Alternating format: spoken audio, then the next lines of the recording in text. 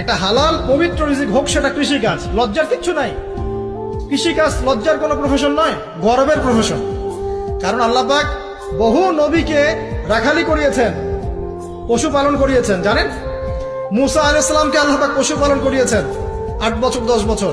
এগুলো কোনো লজ্জার প্রফেশন নয়, এটা গর্বের প্রফেশন।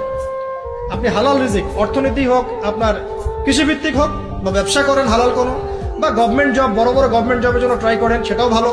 যদি না পান, বেসরকারি জব পান, আলহামদুলিল্লাহ। খেয়াল রাখবেন, জব করতে গিয়ে, ব্যবসা করতে গিয়ে এবং রিজিকের সন্ধান করতে গিয়ে আপনার নামাজ যেন ছুটে না যায়, আপনার রিজিকে হারাম যেন ঢুকে না যায়, আপনাকে যেন সুদ খেতে না হয়, আপনাকে যেন ফ্রি মিক্সিং এ যেতে না হয়। এগুলো খেয়াল রাখেন।